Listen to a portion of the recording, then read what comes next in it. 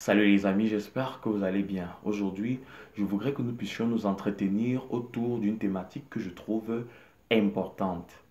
Apprenez à tout perdre. Apprenons à tout perdre. Acceptons tout perdre, excepté Jésus-Christ.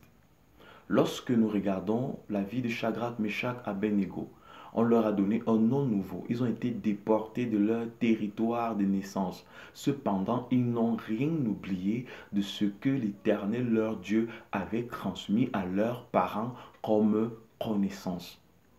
Évitons dans cette génération d'être des serviteurs à l'image de Géasi.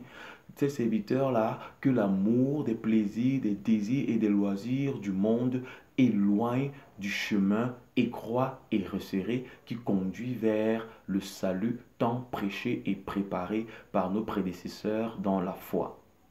Évitons également d'être ces couples à l'image de Saphira et d'Anania, dont l'abondance des moyens financiers et leur richesse bancaire leur aveugle au point de les noyer dans le vaste océan qu'est la foi en Christ Jésus. Les amis, où en est votre relation spirituelle aujourd'hui? Quels sont les rapports qui vous lient à notre Seigneur tant aimé Jésus-Christ qui a accepté de tout offrir pour que nous puissions jouir de ce salut? Il a tout abandonné, il s'est livré lui-même, donnant sa jeunesse, donnant sa vigueur afin que nous puissions jouir de ce salut. Où en êtes-vous aujourd'hui? Avez-vous déjà reçu ce Seigneur dans votre vie comme Seigneur et Sauveur? Si oui, quelle est la qualité de vie que vous présentez à ce Christ-là dans ce monde? N'oubliez pas, nous sommes des ambassadeurs célestes sur cette terre des hommes. En tant qu'ambassadeurs célestes sur la terre, les amis, quel est le style de vie que vous brandissez aux non-croyants, à ceux qui sont privés de la vérité des Écritures? Qu'est-ce que nous leur disons? Qu'est-ce que nous leur passons comme message en tant que lumière du monde?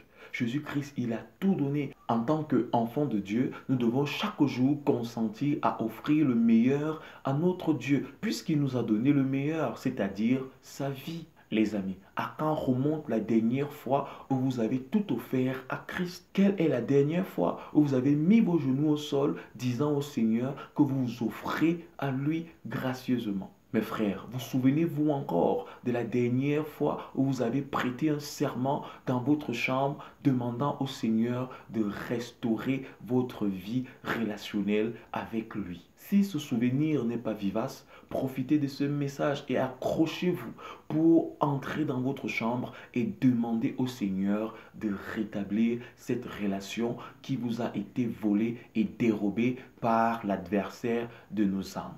La Bible nous dit dans Romains le chapitre 8 à partir du verset 35, qu'est-ce qui nous séparera de l'amour du monde? Est-ce les tribulations? Est-ce l'abandon? Est-ce la misère? Est-ce les injures? Est-ce le mépris? Est-ce le rejet? Est-ce la faim? Est-ce la soif?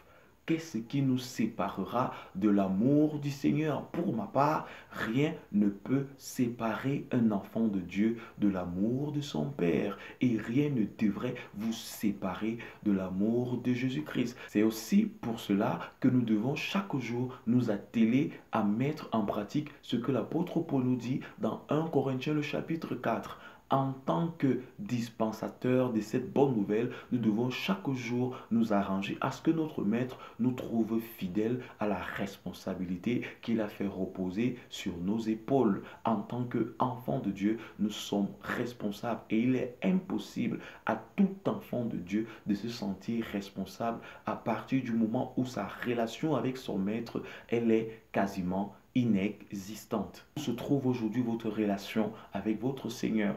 Est-elle piteuse? Est-elle en dents de scie? Est-elle sinueuse? Est-elle discontinue? Je m'en vais vous inviter, mes chers frères et mes chères sœurs, à vous relever et à vous accrocher à Christ. Qu'est-ce qui a séduit votre cœur? Qu'est-ce qui vous ensorcelle? Mais bien aimés, sortez de l'amour, de toutes ces choses, de toutes ces pratiques et de tous ces hobbies qui vous volent du temps que vous devriez en principe consacrer pour votre seul Seigneur et Sauveur. Je m'en vais vous montrer une image. C'est celle de notre Jésus-Christ pendu sur la croix du calvaire. On lui avait tout enlevé, sauf son sous-vêtement, sauf son slip, sauf son caleçon. On avait tout pris sur notre Seigneur, sauf le couvert de sa dignité. Le caleçon, le slip, le sous-vêtement jouent un rôle primordial, celui-là de préserver la dignité et l'intimité de quiconque le revête, les amis. Où est le caleçon qui couvrait l'intimité que vous partagiez autrefois avec le Seigneur? Et le caleçon dont il est question ici, c'est la personne du Saint-Esprit. L'apôtre Paul le dit, n'attristez pas l'Esprit de Dieu. Mes frères, partout où vous pouvez vous situer, partout où vous pouvez vous trouver, je m'en vais vous prier de vous saisir de ce message et de comprendre que le Seigneur est en train de vous interpeller. Rétablissez cette relation qui vous a autrefois unis à Jésus-Christ. Si aujourd'hui vous pouvez traverser des situations chaotiques, des situations pathétiques, si vous pouvez traverser des maladies, des incompréhensions, c'est parce qu'il y a un premier malaise, ce malaise que l'adversaire vous empêche de découvrir. Et il est le suivant. L'adversaire s'est chargé de déboulonner la relation ou l'intimité qui vous rattachait à Jésus-Christ parce qu'il sait que c'est dans cette intimité-là que vous êtes fort. Alors, il a catapulté. Il est donc temps pour vous de vous relever et d'accourir vers celui-là qui a dit que quiconque se rapproche de lui, reconnaît ses fautes et les abandonne, obtient véritablement miséricorde. Le Seigneur vous attend. Il n'a pas besoin que vous soyez saint pour vous rapprocher de lui. Il a juste besoin que vous puissiez reconnaître que vous avez été fautif en un moment, pendant une périodicité de votre vie et que dorénavant, comme le Fils prodigue, vous avez besoin de lui et que vous vous présentez au devant de sa présence en tant que vase disponible. Et son pardon est là pour vous accueillir. Jésus-Christ a besoin de vous. Jésus-Christ a besoin de travailler avec vous. Seulement, il se retrouve incapable de le faire parce que la relation qui est censée vous relier à lui, elle est brisée. Je vous invite à tout abandonner, à tout laisser tomber. Ça ne sert à rien de forcer des amitiés, de forcer des relations dans lesquelles le Seigneur ne s'est jamais reconnu en vous. Ça ne sert à rien de vouloir poursuivre un boulot dans lequel tous les signes portent à croire que Jésus-Christ n'y est pas avec vous.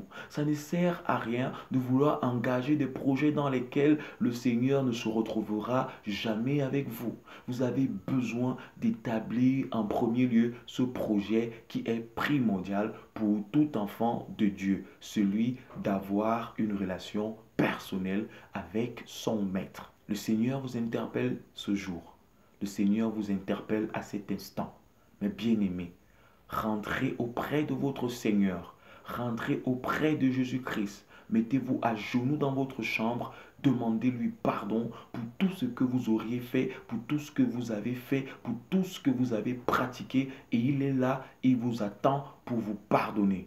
Il est temps pour vous de retourner dans votre véritable nature. Parce que généralement, lorsque la relation de l'enfant de Dieu est brisée, sa nature se dilue et il a tendance à croire que c'est parce qu'il a été naguère enfant de Dieu que l'adversaire le respectera dans sa période de faiblesse. Les amis, l'adversaire ne comprend et ne respecte qu'un langage. Le langage d'un enfant de Dieu qui est en total accord avec le Seigneur.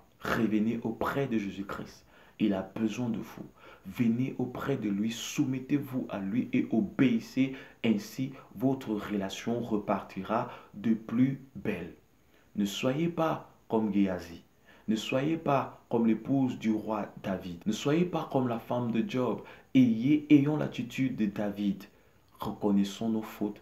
Venons, abandonnons-les au devant de notre Seigneur afin qu'il puisse nous accorder son pardon. Pardon sans lequel aucune relation ne pourrait exister entre le Seigneur et ses enfants.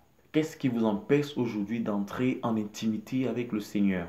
Débarrassez-vous-en et courez dans le lieu secret où le Seigneur est en train de vous attendre. Même en ce moment, pendant que ce contenu est produit, le Seigneur est en train de vous attendre.